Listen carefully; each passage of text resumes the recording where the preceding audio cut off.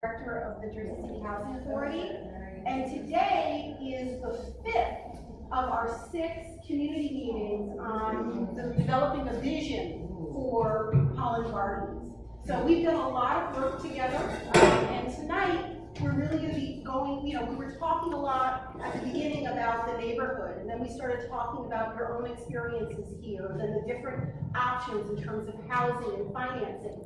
Well, tonight, we're going to continue that discussion, building off of where we've been before, and pretty soon I'm going to hand it over to Steve and Claudia of Kitchen & Associates, our design team. But tonight, we're also going to have the Director of Planning for the City of Jersey City, because now that we've gotten some groundwork done about the type of redevelopment direction that we're going in, it's important to talk about the neighborhood again. What's happening in this area? How would what we do to move forward fit within it? So I'm really happy that Tanya Marione, who is the Director of Planning for the City of Jersey City, is here, and she will be presenting also. So with that, I turn it over to Stephen and Claudia. Thank you. This is just sit there on the table. Okay. Wow, so there's more empty chairs today than usual. I think it probably has something to do with beautiful weather and everybody's outside. So hopefully some more will come in throughout the evening. So again, we're just going to, for those of you who've been here before, what we generally do is start out by talking about things that we've heard already and move the conversation a little bit further down the line each time we meet. So we're here at meeting number 5, neighborhood context and apartment parameters. So what that means, we're getting closer and closer to a design and a vision that really responds to some of the things that we've heard consistently through the last 4 meetings as to what you want for the future of Holland Gardens. So for last meeting, when we were last here in April, and for those of you who have missed any of these meetings, I believe they are all still available. This one's being videotaped, those are all videotaped.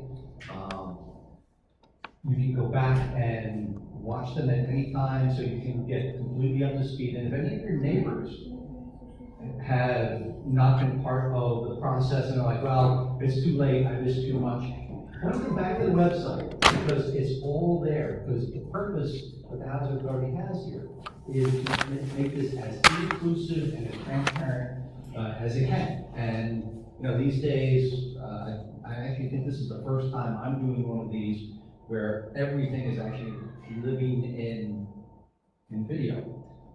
My wife and kids actually watched one of these and made terrible fun of me. So please don't make terrible fun of me. So last time in April, what we did was we kind of paused in the physical design conversation and really started talking about, okay, the redevelopment's going to happen. We have to understand some of the rules. HUD has rules, the city has some rules, the various banks and financial institutions that will ultimately need to come to bear to fund and execute a vision. They all have rules. So it has to make sense on a lot of different levels. It can't just be anything we want. It also has to be something that makes sense and can actually happen.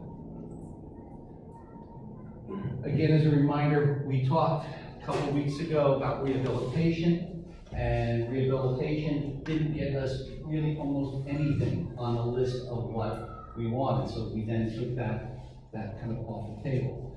We talked about low density, which is basically 3-4 story, the smaller things.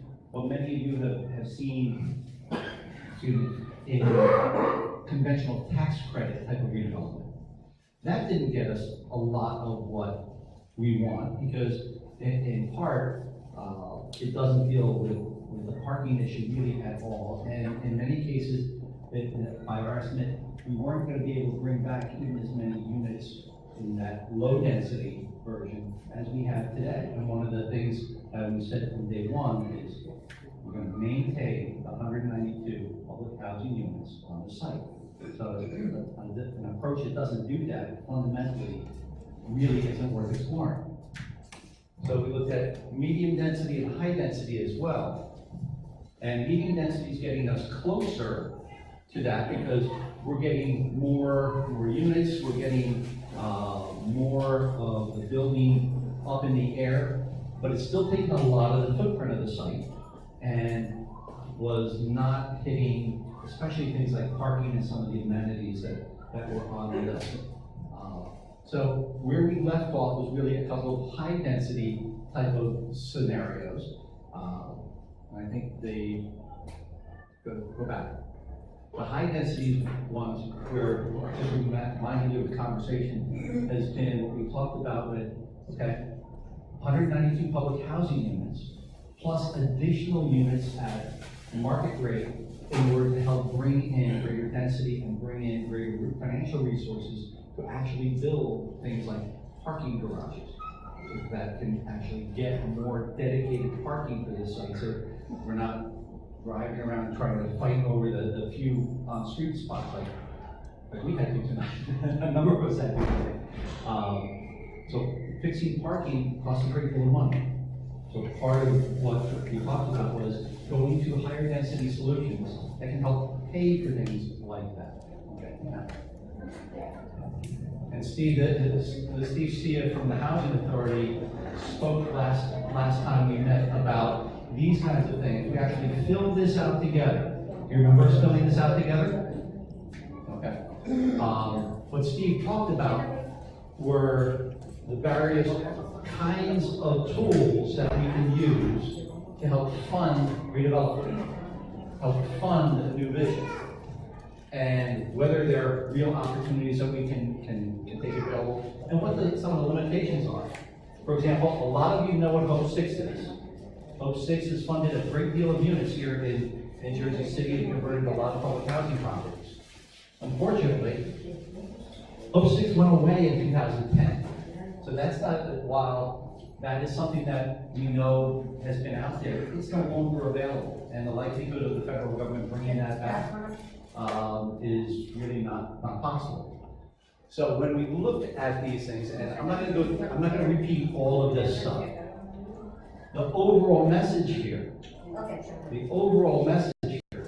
was that some of these tools can be blended, like tax credits, especially public-private mixed financing. They can be blended to actually build and finance larger buildings. There are some tools that take some of the tools that are available to the public, the housing authority, but also some private equity, as if this is a developer coming in and getting other investment dollars for this site to benefit and build on this site, and in the process of all that, recreating 192 public housing units and creating parking resources and amenities and services and the things that were all on the list, not for somebody else to be using, but for everybody to be using.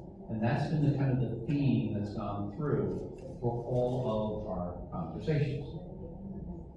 And if you've got questions on that stuff, I'm going to invite Steve to come back up because he's more the expert on the financing stuff than I am.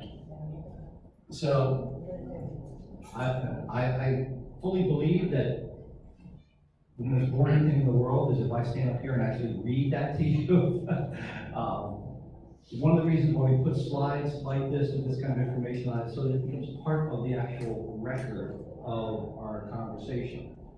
But in general, this is giving you a lot of the history and the background of what the housing authority has typically been able to do in the past, and what kinds of things that a housing authority generally can use now, today, to reinvent public housing, because one of those points, again, it talks about the history of Hope 6.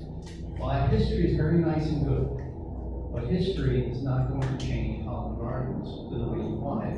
It is simply not available. So that's why you have to understand those historical contexts as well as the things that are actually available. Then there are some things that are going on with HUD, because again, part of the rules that we all need to understand, our vision has to be one that is within the vision of the national HUD policy. So nationally, HUD favors doing exactly what we've been talking about. HUD favors taking 100% public housing and properties like that and redeveloping in a way that isn't just only public housing, but it also provides like mixed income housing and desegregation, and it blends so that public housing doesn't go away, but it's not as identifiable and defined within a neighborhood. Right now, you drive and walk around this neighborhood, the edges of Holland Gardens are very, very clear. You know when you're in it, you know when you're not in it. One of the goals nationally for HUD is to maintain the public housing, that which we rely on to live in, but not have it so that people are coming by and says, oh, I know who lives there and I know who lives there. That's part of the national policy. The good thing about the reason I go into that a little bit more is because that national policy is right in alignment with what we heard you say that you want for your community, for your future. So that's all very good. Okay, well, still, again, this is all recap. We recapped a little bit on city vision and development trends. Basically, we were talking about what's going on in the city and what does the city planning and zoning and the economies of Jersey City, what does that look like today? What does it look like in the future? So we talked about and looked at, what's going on so-called lofts, some of the vision for the overall property. If you recall, Holland Gardens is just on the other side of that. The St. Lucy's vision, and is the next one the one that we got from city planning? Yeah, Tanya. And Tanya's going to come up and talk a little bit more about that. That's it. So this is a great slide. This is one that you haven't seen before. Where are you, Tanya? Come on up.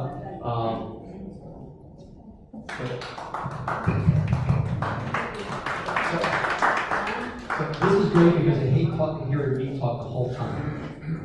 Tanya's going to talk to you a little bit more because we have now had an initial conversation with city planning about some of what we've been hearing, and we've also talked about the existing zoning and what changes we might not want to present for existing zoning. So Tanya's going to give us a little bit more about, kind of from the city standpoint, what you're thinking about of this area, what's going on, and how it fits in what has been talked about so far, thought about so far. Okay? Hi, I'm Mario. I'm the Director of City Planning. I guess I invited you tonight really to kind of talk about our general overall vision of this area. And so I know that a lot of this is unknown to a lot of people just because we're all dealing with it every single day, and I know that it's not something that everybody deals with every day, but the area that you're in falls under the light rail redevelopment plan. And that's actually, if you look at the dotted line, this area that's right here. And so the area over here is the Jersey Ave Park, and then the area over here is the Jersey Ave 10. Now, a long time ago, in the 80s, that was all one single plan, and almost nothing was there. And this was actually just an embankment where this house is now.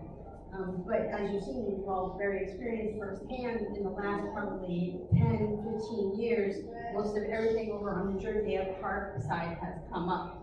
I know that there was a chocolate factory over there a very long time ago, but most of this area was industrial and barren. So just so you have an idea, I guess, of what you're already seeing. But we've gone through redevelopment plan amendments, and I'll explain to you what that is in a minute. To allow from buildings heights that are probably around the same size as Holland Gardens, 10 stories, what we have now, which is 23, 26 stories. You've got 2 14-stories back here, and you see these huge ones over here, 50-story buildings. Now this over here is mostly just a newsboard. Sorry. I have this, and I know this is I'll walk you through this just so you know, but this is the development map of the area. So, in your area alone,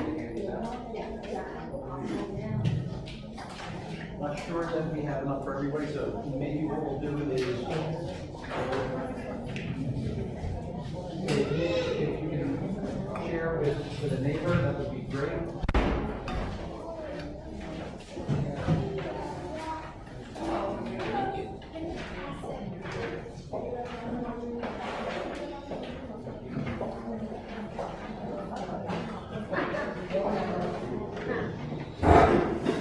I've got a couple left, so.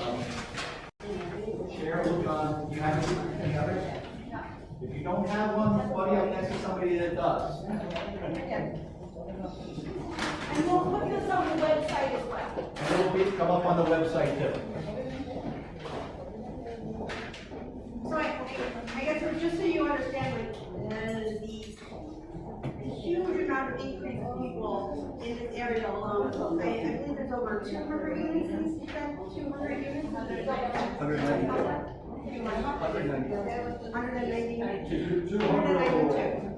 This redevelopment plan area alone, the square that Holland Gardens is in, the boundary alone, if we never made any changes, the zoning continued to go on for what it was and no amendments were ever made, you'd still have an additional close to 3,000 more units that could be constructed. We've approved up to about 700. Now that includes, and it was triggered by St. Lucy's.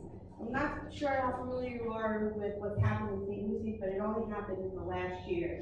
And that was a redevelopment that's going to demolish the existing homeless shelter, rebuild it, have another 150 new beds that will be built, transitional housing, I think 15 units of transitional housing, and in the building itself, there'll be about 12% on-site mixed-in affordable units. That'll be at 80% AMI or below. That building went from a 10 to 11-story zoning to a 23-story zoning and an additional close to 500 units in order to make that work. Right? So that the homeless shelter alone was a $15 million investment. If we took the whole area, I guess the 3 plans that I outlined for you, you're looking at potentially another 10,000 units coming online. Those are units that have been approved for 5,000. So that's units that have already gone to the planning board, already have their approval, and if they wanted to pull permits tomorrow, they could. So part of what planning has been trying to do to mitigate all of this is to plan for a light rail station. So the light rail station has always been in the plans for this area since at least the 80s.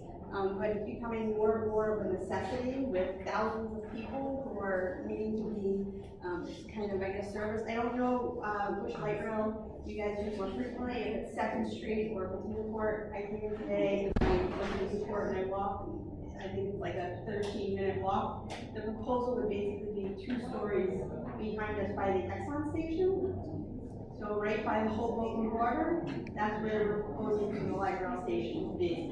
And in order for us to even really kind of do that, we're probably going to have a very similar case to what's happening today, which is another negotiation for developers to go ahead and construct the station for us in exchange for additional density. So this is probably the plan that's had the least amount of changes made to it, except for St. Lucy's. So I guess I'm more open to answering questions to you guys what's going on. I know that the changes are happening very quickly, and there's so many people that are coming on and changing everything very quickly. I can answer some of the questions that you have about the development maps. Sorry, I can't get what you want. But in addition, I guess, just so you know, if you kind of see what's going on over by Cole Street, by Jersey Ave, all that is being built and raised, and there's a new park that's being constructed. So, let's see if we can notice. There's a building that's being taken down now. I don't know if you know what I'm talking about. Right across the street from it is where they'll build a brand new park.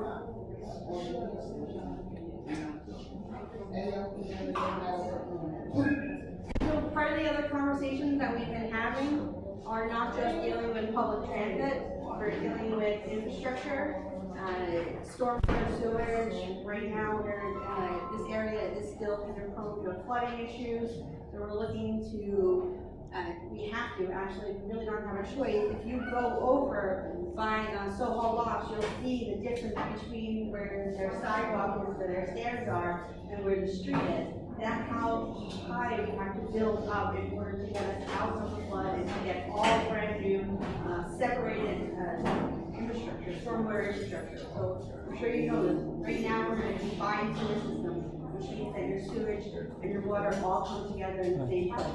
And so, ideally, with all the redevelopment that comes up, the first thing that happens is we separate those two things out. And I guess finally, and I know this is a little bit of a hot topic, is that we're trying to deal with what's happening with the public schools. So right now, I guess it's Cordero, right? Yes. Cordero has a huge cash basin, right? It's you guys, it's even all of Newport, and as thousands and thousands of people are continuing to come online, eventually those boundaries are going to have to change. Because those boundaries are done so that there's an even catchment at some point.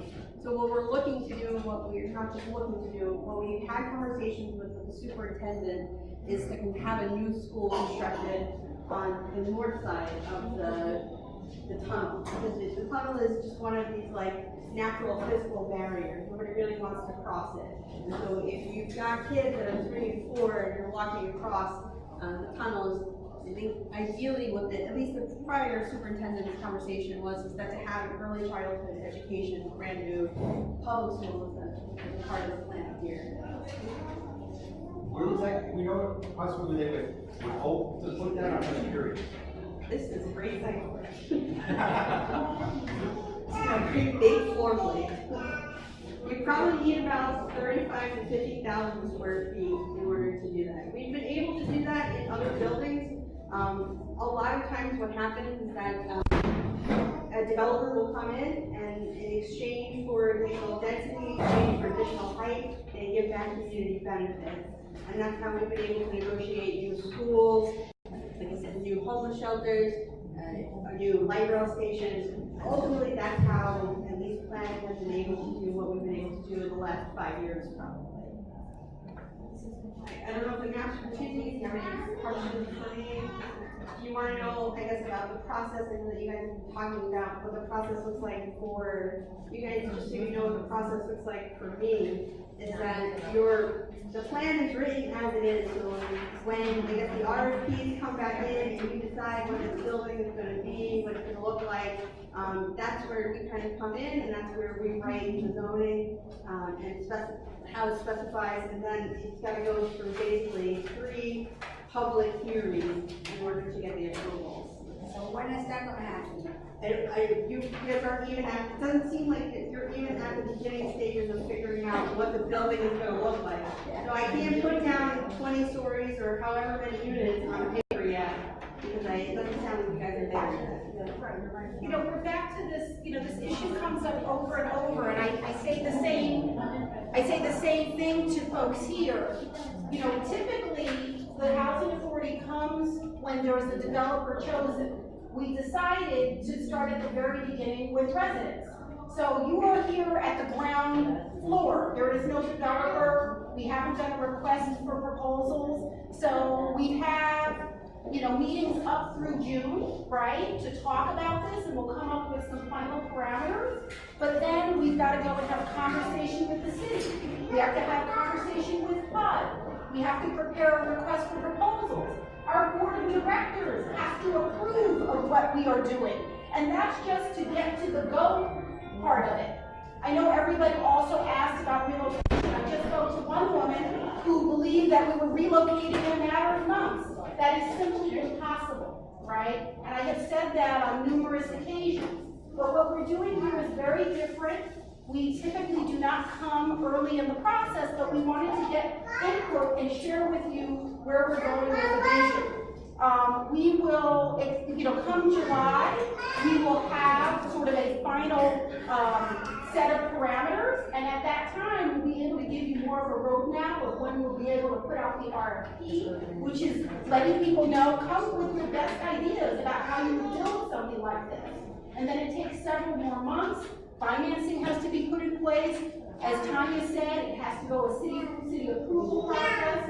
So it is, we are several months from even coming up with, sort of where we're even able to select a developer and sort of work through whatever changes there might be for the city. I will keep you up to date. Is That 3-month process alone, Yes. outside of everything you just said, Yes. could take 18 months.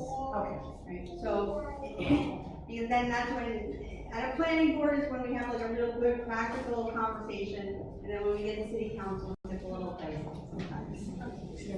So Tanya, if I might just ask you a couple of questions based on what we've been talking about for the last 4 meetings. Yeah.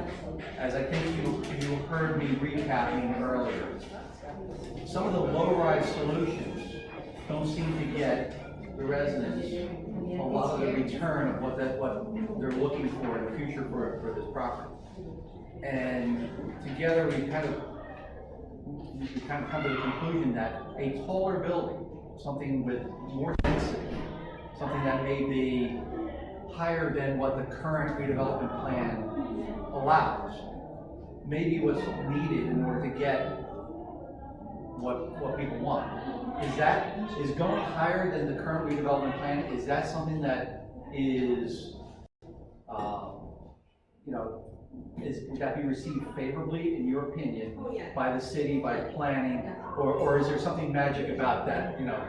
relatively low threshold? And it's our belief at this point that if we didn't, quote unquote, really properly rezone this area to match what's in the neighborhood, that we wouldn't even be getting, not just the affordable housing benefits, but just regular benefits that everybody else is kind of getting on full, which is just,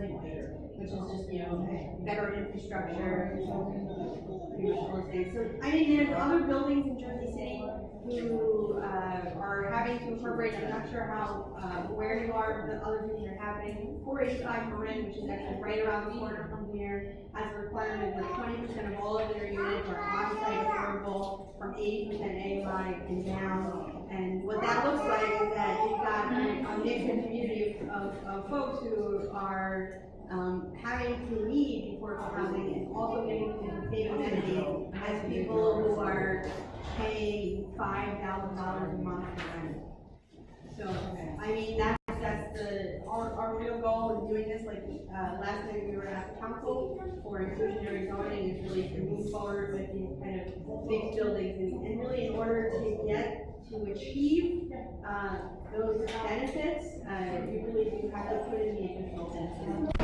So what we're talking about, or have been talking about, not only is possible, it's actually being done in some other locations in the city already to a certain extent.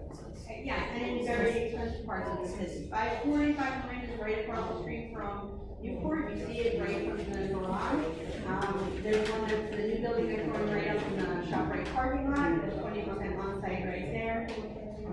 And when it comes to city planning and shaping planning policy, that I think the residents would like to understand, how much does this process and their views, their preferences, how much weight does that carry at the city? It's significant. And so, I think if this was 20 years ago, we'd probably be having a different conversation. A lot of these plans would have been made overnight, and we just would have had to deal with them. My experience in the last 10 years is that the council, the planning board, and most of the officials listen incredibly much to residents and what their desires are. Planning has taken what I call 180 and saying that we've given away a lot of things over the past 20 years in Jersey City without really getting anything back. And so in the last at least 5 years under this director who's above me, is that we've stopped that. So we really have cut back on a lot of our plan amendments or a lot of bonuses or density changes without significant givebacks. Are there other questions for Tanya? Oh, she's not going anywhere. So, thank you very much for coming out tonight. And I will say that what you just heard from city planning, if you weren't here in the very first meeting, meeting number 1, Mayor Fulop was here. And he spoke at length about the importance of this process and getting your feedback and how much weight that carries with planning and with the city itself. So if you weren't here for that first one and you want to hear the mayor say a lot of the same things that corroborates what Tanya just said, you know, go back to that first meeting. Okay. So where are we going from here? All right. Build out analysis. We talked about this, and this is where we showed you that's what the current zone kind of limits us to here. This is by right, Jersey and the light rail redevelopment plan. Then we showed you just in terms of the mass, in order to get more density and more of the amount of development that can help pay for a lot of the things that are desired here. These masses went up and like 500 units, 23 stories roughly. These are illustrations to show that, you know, to get to where we think a redevelopment of the magnitude that can carry 192 public housing units plus everything else, that's not that far out of scale. It's really very close to scale with what else is going on already. And it's a lot lower than some of the things that Tanya showed you just before. So this is not like the vision or the goal is looking at moon and the stars type of thing. There's very little difference between 2A and 2B, by the way. The only real difference is this kind of shows a base that covers the entire block and a single building on top of that. This shows how the same amount of density can be manipulated in a different way, so that you can create buildings big and small, so it's not just one building. We're going to take a look, I believe, at both of those scenarios and be able to show you how they can kind of live out. However, I think we're going into the, what's that? So, Residential density. So again, these are some of the things that we're getting here. We're enabling to get one-to-one replacement. That's been in every meeting, said multiple times, a bedrock goal for the vision. Allows for the quality of site and unit amenities. Much of what we heard you're looking for has to do with environmental concerns, healthy living. You know, not have to always deal with the respiration issues that some folks have. If you open the windows, the air quality is so bad here at times. Tanya addressed the flooding issue, how this site does lie low, and some of the existing buildings lie low. Many of the units are not right at grade, they're up, so they're not handicap accessible. So if you have a physical challenge, either you have to find someplace else to live, or you're going to navigate at least a half a flight of stairs even to get to a lower floor unit. Infrastructure challenges. If you're only doing a house or one building, there's not a whole lot you can do to affect the infrastructure. As Tanya was saying about separating the combined sewer and storm systems here. But when you look at an entire block like this, that's an opportunity that the city is going to be very interested in, because you can now take strides on this site doing something of that magnitude to actually consider things like pumping stations and separate utilities. So that's not just good for Holland Gardens, so to deal with flooding and backups and things like that. That's good for the people everywhere in this part of Jersey City. The infrastructure itself is important. We talked about broader financing options a little bit, and with time we just talked about how this kind of aligns with the city's vision for the neighborhood. So as we do this, what we wanted to show you tonight was, it's a little bit, you might think of this a little bit backward, but we want to focus in on the building blocks. Before we start, figuring out how big and overall the 500 units is, we have to break it down and ultimately say, in this marketplace, to do the things that we've been talking about, what kind of unit will we be using as our building block? So we explored a couple different unit types, and we want to show you what we think when looking at other properties and knowing a bit about the marketplace, what we think is a good starting point for the building blocks. So, but hear this very clearly. What we're using for design and building blocks is our best guess of what is going to really make sense in the marketplace. Ultimately, a developer needs to be brought to the table, working with you, working with the housing authority, and they will test out and refine these things. The key thing for us is right now to make sure that what we present as a vision is reasonable in the marketplace and attractive to these developers who are going to be really relied upon to help be the engine to make this work. Okay. So we looked at a couple of units, 2-bedroom flat. When we say flat, this means it's an apartment, all on one level. So 2-bedroom and 3-bedroom, of how big they are and the kind of things that would be in here. Now we've got different kinds of illustrations that may actually that are going to help you understand this a little bit, because not everybody can read floor plans. But you can understand when you see a queen-size bed. But for a 2-bedroom unit, roughly in the marketplace, we're about 1,200 square feet. 1,200 square feet for a 2. Steve? When you mean marketplace, you're referring to this neighborhood in general? Yes, I mean, literally, what we're looking at comps in this area, because the marketplace is going to be different on that downtown. The marketplace is different in Newport. There's a lot of brand new residential units going on here, right in this area, that would be considered the competition, if you will, to new units built here in Holland Gardens. So we believe that these are programmed out appropriately at about 1,200 square feet for a 2-bedroom unit. And as you can see, the way this kind of lays out is, it's not just a couple bedrooms and a bathroom. These are 2 separate master bedroom suites, each with their own bathrooms. It's a very large kitchen and a dining area and a very large living space.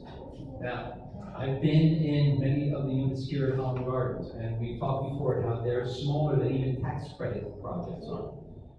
A 1,200 square feet for a 2-bedroom unit is, I'm thinking, is about 75% greater than what a typical tax credit unit would be, and it's probably twice as big, literally twice as big as some of the 2-bedroom units that are here now.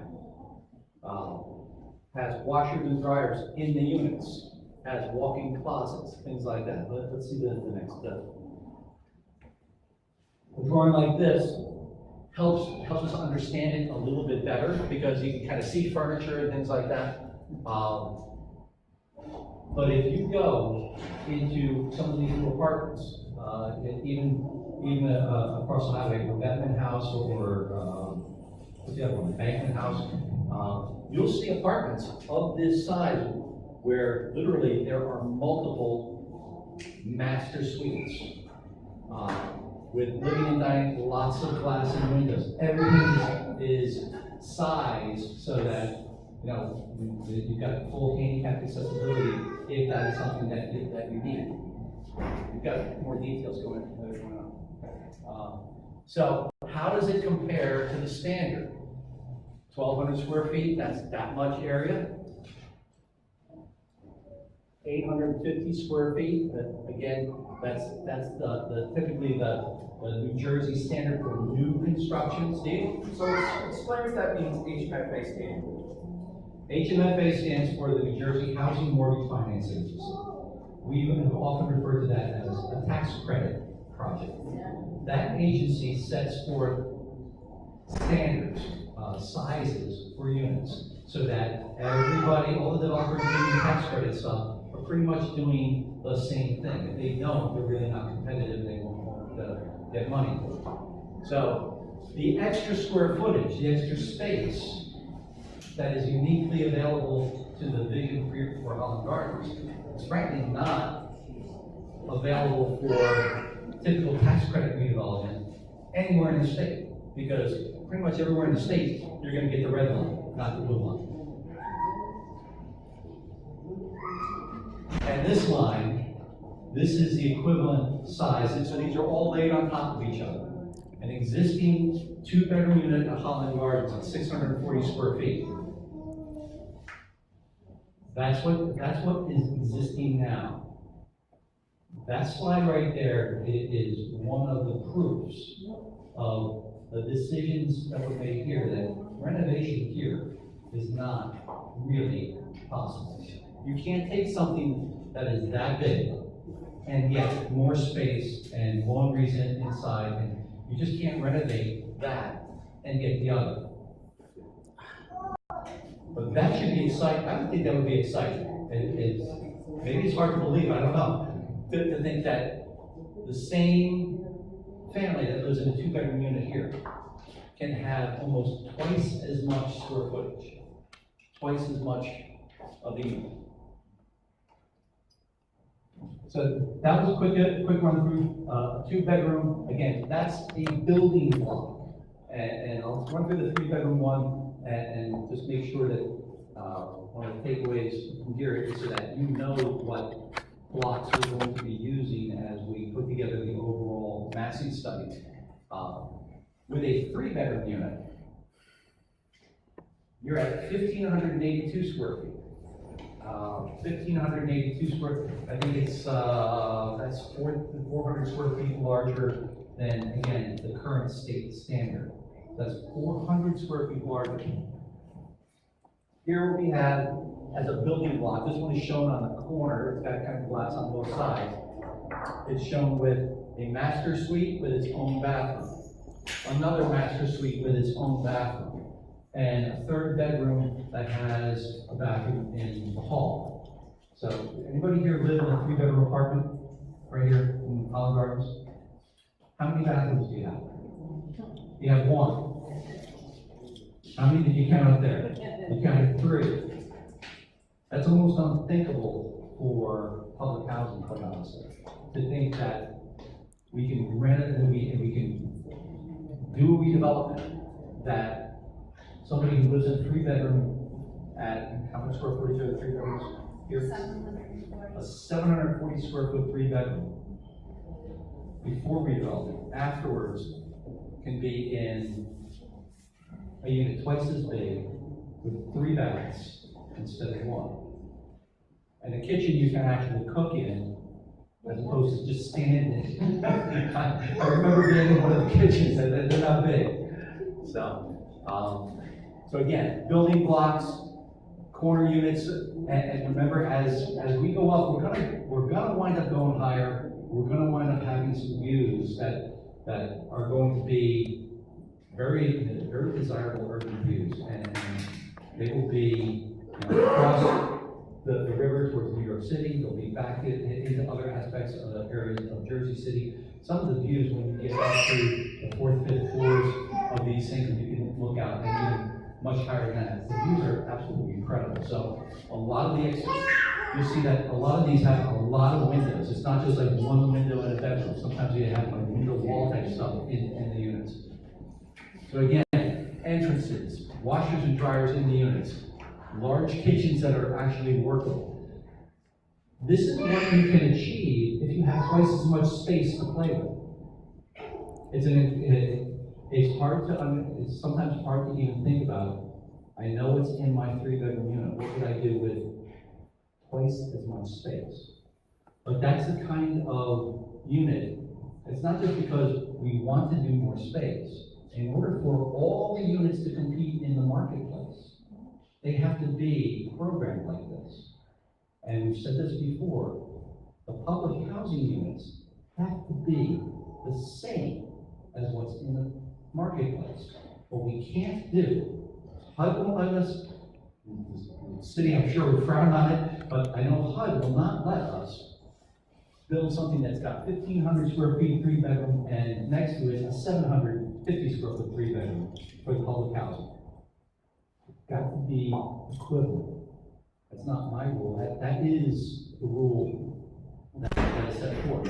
And that's one of the things, that's one of the key regulations that we're looking at, to ensure that you guys are not gonna get left out in the cold. You're not gonna get something less than the person that just happens to want to live here and drop $4,000 or $5,000 a month in rent.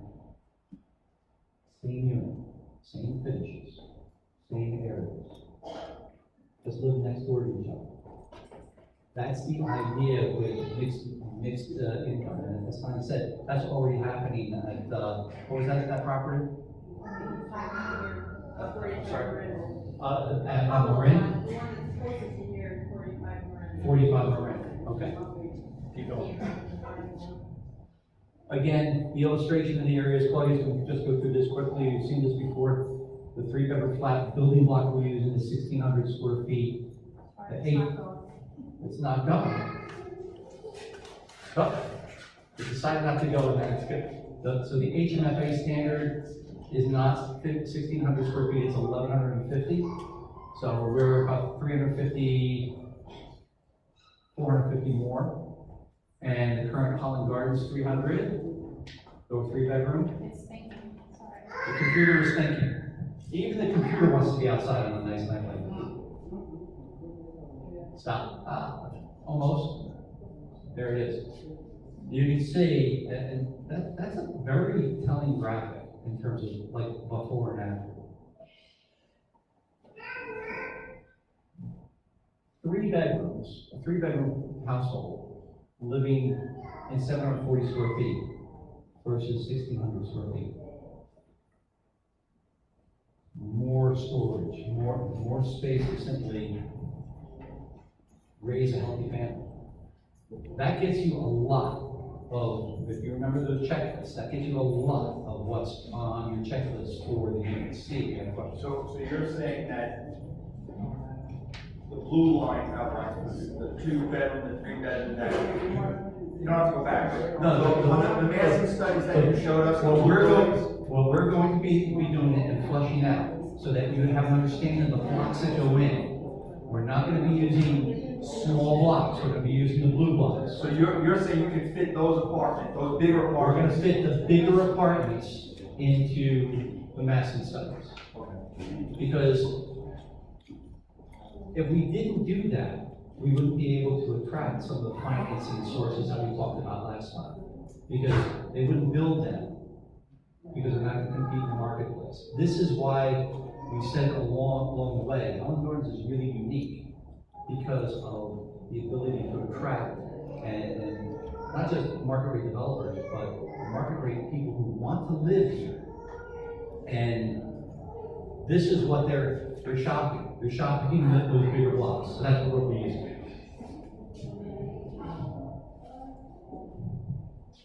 So we're running really quick. We skipped a slide about the experience.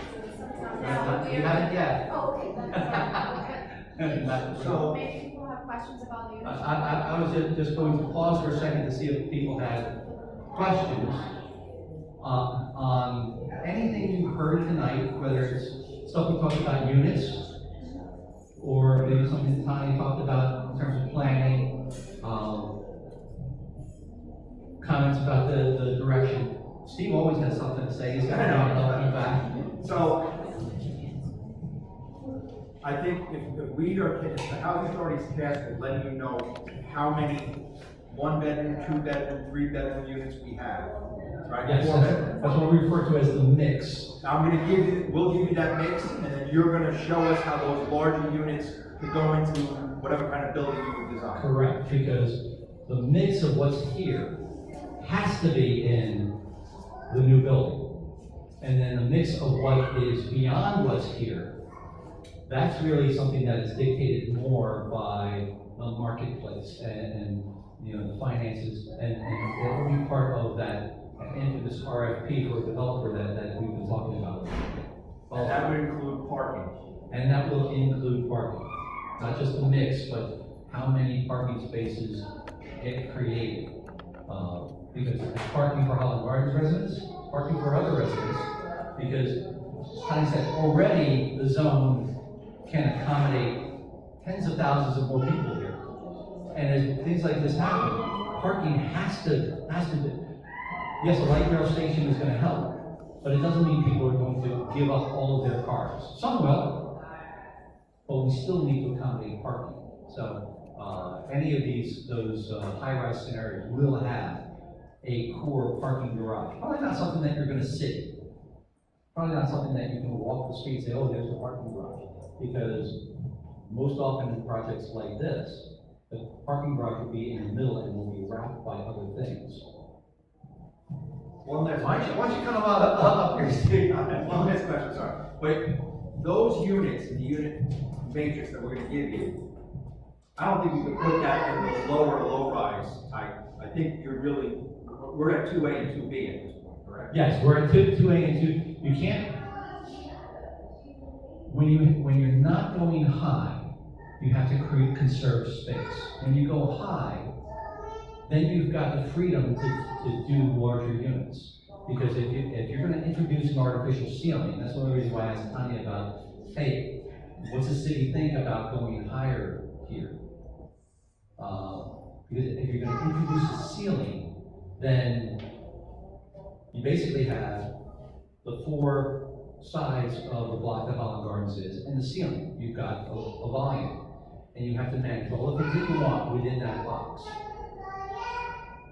One of the great things that we've got now, and that we've been counting on, good feedback like that from the city, which is freedom to go outside that box so that we can use the right size pieces and see how high it is. I don't know if it's going to be 18 stories. I don't know if it's going to be 22 stories. I know it's going to have 192 units in the mix of the housing authorities going to provide. I know it's going to have probably 500 plus the total units, because that's kind of what we're hearing is what's needed to carry the other. You know, it's going to have a parking. I know a lot of the pieces that are going to go into it.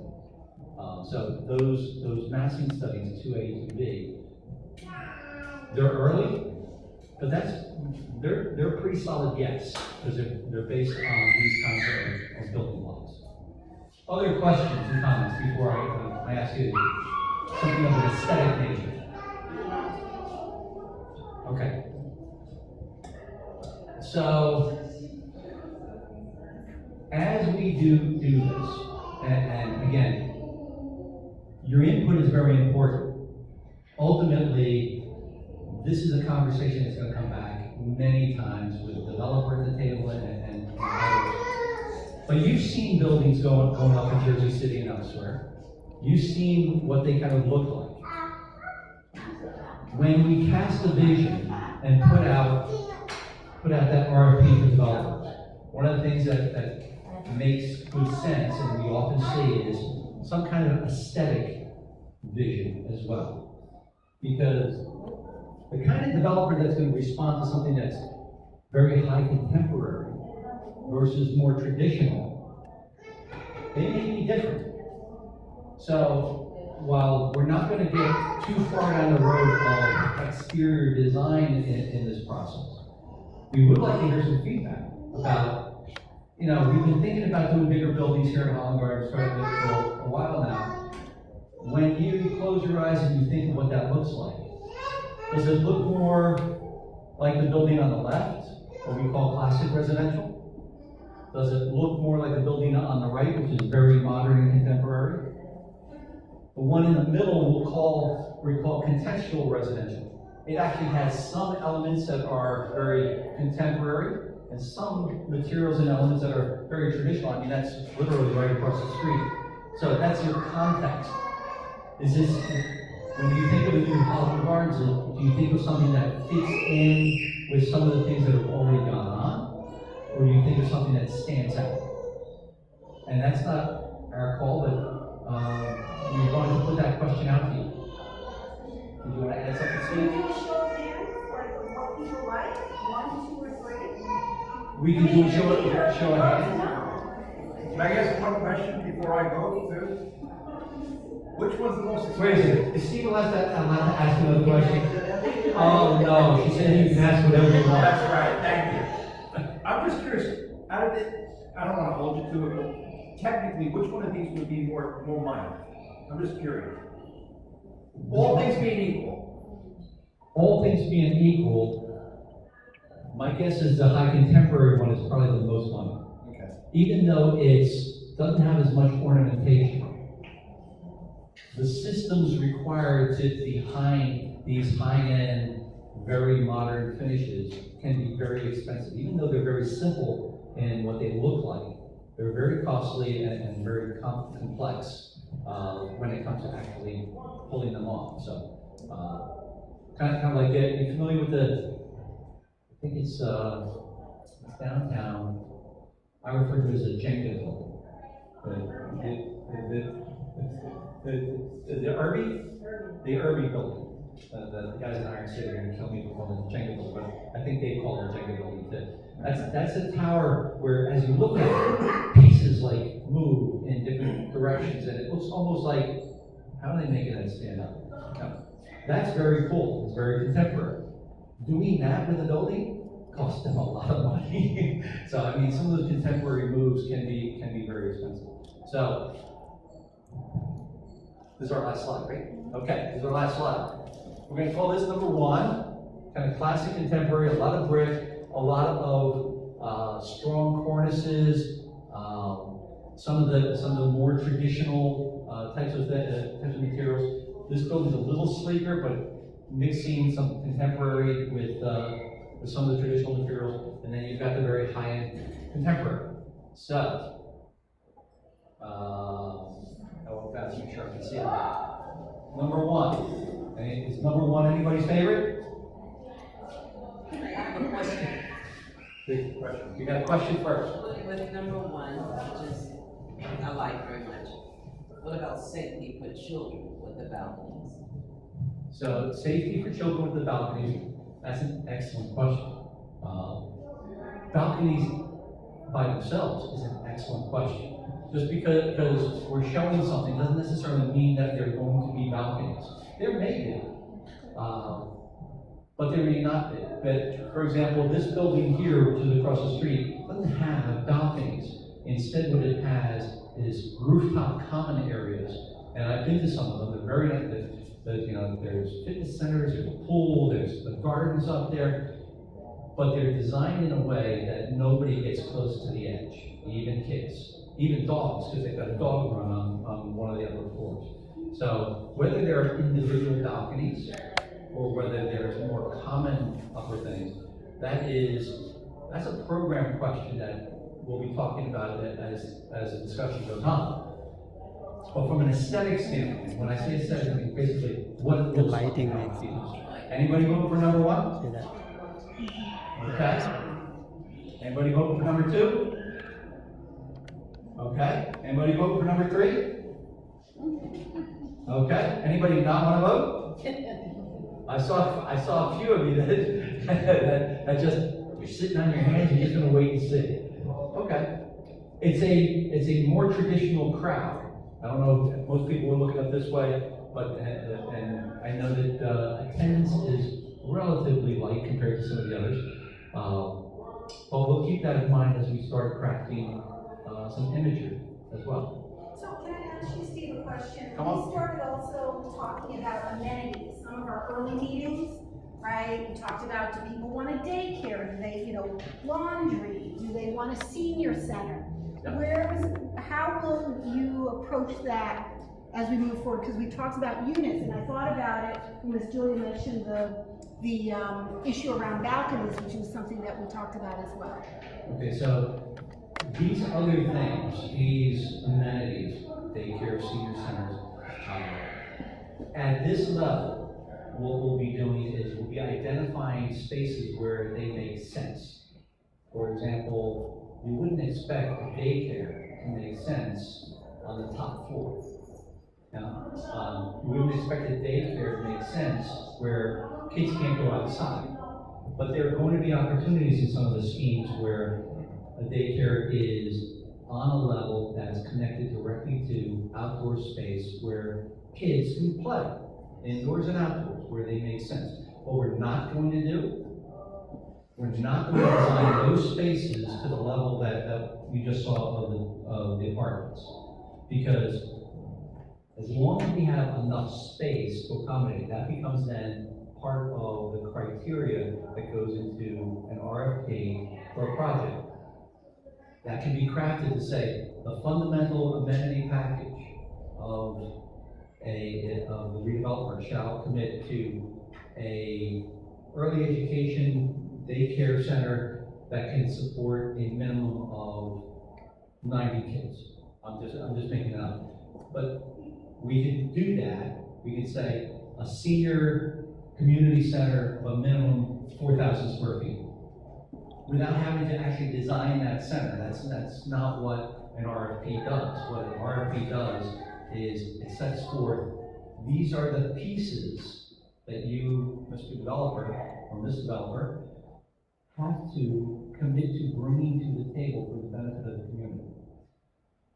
And if you're, assuming you're willing to do those things, you get the right to work with us to develop the overall, and we believe that the overall is beneficial enough to create the daycare and the senior center and the other amenities and the parking and these size units and the 192 public housing units. I keep saying public housing units because I want to reinforce that.